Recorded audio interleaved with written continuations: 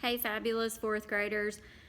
I am bringing chapter 13 of Because of Winn, Dixie to you today, straight from my living room chair. It's my favorite chair where I have my morning devotions, where I read my Bible and pray and talk to God about you guys and about all the other things that are going on in my life. And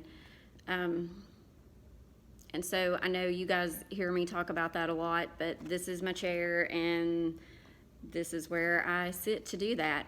So I'm going to read chapters 13 and 14 from here today. And so I'll go ahead and get started. I love and miss you guys so very much. I know you understand. So hugs and kisses to you all. Chapter 13. Me and Winn Dixie got into a daily routine where we would leave the trailer early in the morning and get down to Gertrude's Pets in time to hear Otis play his guitar music for the animals. Sometimes Sweetie Pie snuck in for the concert too. She sat on the floor and wrapped her arms around Winn Dixie and rocked him back and forth like he was a big old teddy bear. And then, when the music was over, she would walk around trying to pick out which pet she wanted, but she always gave up and went home, because the only thing she really wanted was a dog like Winn Dixie. After she was gone, I would sweep and clean up and even arrange some of Otis's shelves, because he did not have an eye for arranging things, and I did. And when I was done, Otis would write down my time in a notebook that he had marked on the outside, 1 red leather collar, 1 red leather leash. And the whole time, he did not in any way ever act like a criminal. After working at Gertrude's Pets, me and Winn Dixie would go over to the Herman H. Block Memorial Library and talk to Miss Franny Block and listen to her tell us a story. But my favorite place to be in that summer was in Gloria Dump's backyard. I figured it was Winn Dixie's favorite place to be too, because when he got up to the last block before her house, Winn Dixie would break away from my bike and start to run for all he was worth, heading for Gloria Dump's backyard and his spoonful of peanut butter. Sometimes Dunlap and Stevie Dewberry would follow me.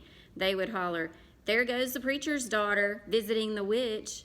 "She's not a witch," I told them. It made me mad the way they wouldn't listen to me and kept on believing whatever they wanted to believe about Gloria Dump. One time, Stevie said to me, "My mama says you shouldn't be spending all your time cooped up in the pet shop and at that library sitting around talking with old ladies.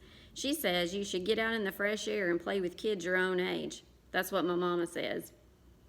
"Oh, lay off of her," Dunlap said to Stevie. Then he turned to me. "He don't mean it," he said. But I was already mad. I shouted at Stevie. I said, "I don't care what your mama says. She's not my mama, so she can't tell me what to do." "I'm going to tell my mama you said that," shouted Stevie, "and she'll tell your daddy, and he'll shame you in front of the whole church, and that pet shop man is retarded, and he was in jail, and I wonder if your daddy knows that." You know that word is not something we use in class or anywhere because it's not nice.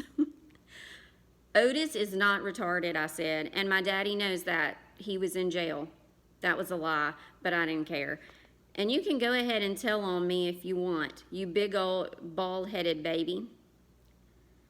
I swear, it about wore me out yelling at Dunlap and Stevie Dewberry every day. By the time I got to Gloria Dump's yard, I felt like a soldier who had been fighting a hard battle.